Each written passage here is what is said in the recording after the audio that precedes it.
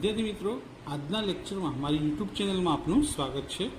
આજના લેક્ચરની અંદર આપણે ધોરણ 12 કોમર્સ આંકડાશાસ્ત્ર ભાગ 2 જેનું ચેપ્ટર નંબર 5 વિકલન, જેના સ્વાધ્યાય 5ના સેક્શન ડીનો દાખલા નંબર 13, 14 અને 15નું સોલ્યુશન લાવીશું।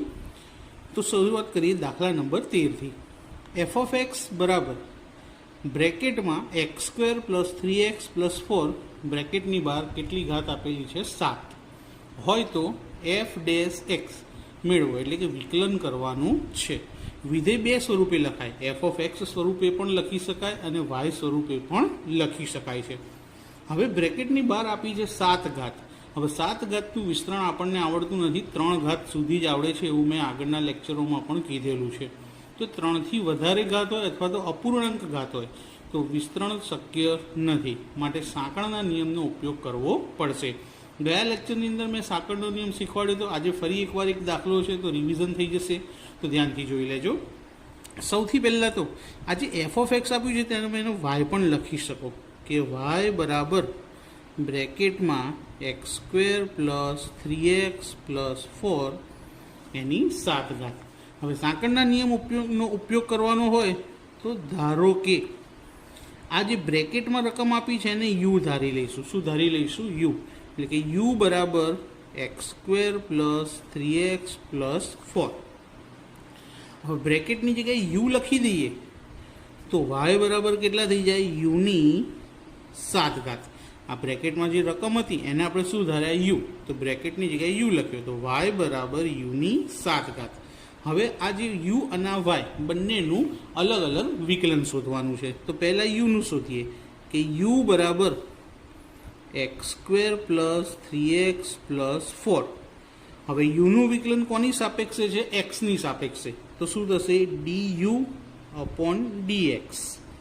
એક્સની 2 ઘાતનું વિકલન, ઘાત આગળ આવી જશે અને 1 ઘાત ઓછી થઈ જાય તો 2માંથી 1 જાય તો 1x વધે, વત્તા 3x, તો એમાં એક્સનું વિકલન શું થાય? 1, તો 1 તરી 3। 4 અચળ સંખ્યા છે જેનું વિકલન 0 થાય, જે આપણે લખતા નથી। હવે વાયનું લખીએ તો વાય બરાબર યુની 7 ઘાત। વાયનું વિકલન કોની સાપેક્ષે છે? યુની સાપેક્ષે, તો D Y upon D U. ઘાત આગળ આવશે અને યુની 1 ઘાત ઓછી થશે, 7માંથી 1 જાય તો 6। ગઈકાલે જે તમને જે દાખલા શીખવાડ્યા હતા એની સામે જોઈએ તો આ દાખલો ખૂબ જ સરળ છે, એટલે રિવિઝનમાં રાખ્યો। હવે સૂત્ર લખીએ કે ડીવાય અપોન ડીએક્સ બરાબર આ બંનેનો ગુણાકાર। પહેલું શું છે? ડીયુ અપોન ડીએક્સ ગુણ્યા ડીવાય અપોન ડીયુ। કિંમત મૂકીએ, ડીયુ અપોન ડીએક્સની કિંમત બ્રેકેટમાં 2x plus 3, d Y upon ડીયુની કિંમત એ પણ બ્રેકેટમાં 7u ની 6 ઘાત।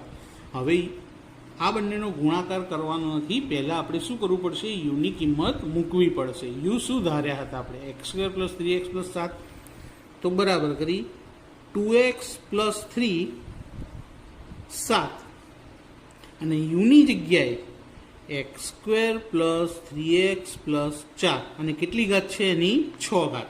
આ 6 ઘાત ખાલી યુની જ છે, 7ની નથી, ખાલી યુની 6 ઘાત જ છે, એટલા માટે યુની જગ્યાએ જે કિંમત લખી એને એકલાને જ બ્રેકેટ કરીને 6 ઘાત લખ્યા। હવે આને જરા ગોઠવી લખી દઈએ, 7 આગળ લાવી દઈએ, 2x plus 3 x square plus 3x plus 4 એની 6 ઘાત। તો આપણો આન્સર આવી ગયો કે માટે એફ ડેશ એક્સ બરાબર, કારણ કે આપણને એફ ડેશ એક્સ માંગ્યું હતું, જવાબ લખી દઈએ 7 કૌંસમાં 2x plus 3 x square plus 3x plus 4 એની 6 ઘાત। આ આપણો આન્સર। ખૂબ જ નાનો દાખલો છે, 3 માર્કની અંદર પૂછાઈ શકે અથવા 4 માર્કમાં પણ પૂછાઈ શકે છે। હવે ધ્યાન આપીએ દાખલા નંબર 14 તરફ। 14મો દાખલો આના કરતાં પણ સરળ છે, જોઈએ દાખલા નંબર 14માં। હવે તો 14મા દાખલામાં આપણને એફ ઓફ એક્સ આપ્યા છે, તો સૌથી પહેલાં તો એફ ઓફ એક્સને લખી દઈએ 3x square plus 4x plus 5 હોય તો એક્સની કઈ કિંમત માટે F dash x equal F double dash x થાય? તો અહીંયા આગળ પ્રથમ અને દ્વિતીય બે વિકલન શોધી અને બંનેની સરખામણી કરવાની છે, જેથી આપણને એક્સ મળી જશે. તો પહેલાં તો એફ ઓફ એક્સનું પ્રથમ વિકલન એફ ડેશ એક્સ લખીએ. તો વિકલન કરવા માટે ઘાત આગળ ગુણાશે 2 તરી 6 અને 2માંથી 1 જાય તો 1 ઘાત વધશે, વત્તા 4x એક્સનું વિકલન શું થાય 1, તો 1 ચોક 4, 5 અચળ સંખ્યા એટલે 0 થઈ જાય. હવે દ્વિતીય વિકલન F double dash x, 6x એક્સનું વિકલન 1, 1 છંગ 6, 4 અચળ 0 થઈ જાય. તો બંને શોધી નાખ્યા. હવે આ બંનેને સરખાવીએ કે એફ ડેશ એક્સ બરાબર f double dash x. F dash એક્સની કિંમત લખીએ 6x પ્લસ 4 બરાબર એફ ડબલ ડેશ એક્સ કેટલા મળ્યા 6. તો 6x બરાબર 6 પ્લસ 4 સામે જાય તો કેવા થઈ જાય -4. 6 ક્યાં જશે છેદમાં, બાદબાકી પણ કરી લઈએ જોડે જોડે, 6માંથી 4 જાય તો 2 છેદમાં 6, માટે x બરાબર આનો છેદ ઉડી જાય ને 2 તરી 6. તો શું જવાબ આવશે 1/3. તો એક્સની 1/3 કિંમત માટે આ બંને કિંમત સરખી થશે. એકદમ સહેલો દાખલો હતો. હવે જોઈએ દાખલા નંબર 15. તો વિદ્યાર્થીઓ 15માં દાખલામાં શું કીધું છે કે જો માંગનું વિધેય p બરાબર 2500 - x²/100 હોય તો સીમાંત આમદની મેળવો. સીમાંત આમદની એટલે dr/dx થાય. શું થશે dr/dx. પણ એના માટે આપણી પાસે પહેલાં r એટલે કે આમદનીનું વિધેય હોવું જોઈએ. તો એનું સૂત્ર છે આપણી પાસે કે આમદની વિધેય r બરાબર p × x. આ એનું શું છે સૂત્ર. તો બરાબર કરી પહેલાં પીની કિંમત લખીએ કે 2500 - x²/100 આને બ્રેકેટ કરી દઈએ, ગુણ્યા કોની સાથે ગુણવાનું છે એને x સાથે. હવે xને અંદર ગુણીએ. x અંદર ગુણાશે તો ખાલી અંશમાં ગુણાશે, છેદના 100 સાથે એનો ગુણાકાર નથી કરવાનો. તો પહેલાં xને ગુણીએ 2500 સાથે, તો 2500x.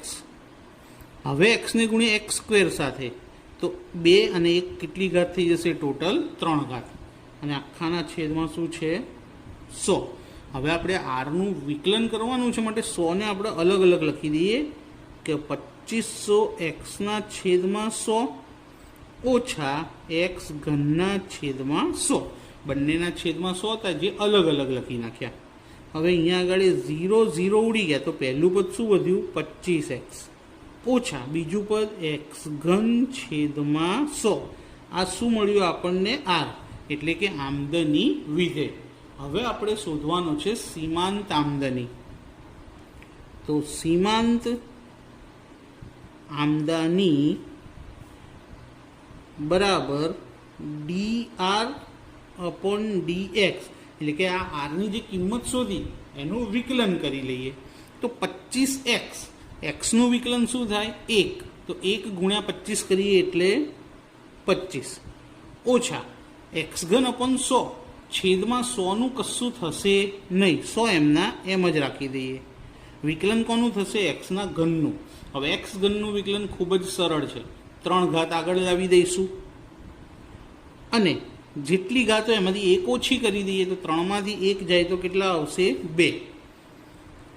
આ શું જવાબ આવી ગયો આપણો આ સીમાંત આમદની જે આપણને શોધવાની કીધી હતી. ખૂબ સહેલો સિમ્પલ દાખલો. ખાલી આમદની વિધેય આરનું સૂત્ર યાદ રાખવું પડે અને આર શોધ્યા પછી એનું શું કરી નાખવાનું છે વિકલન.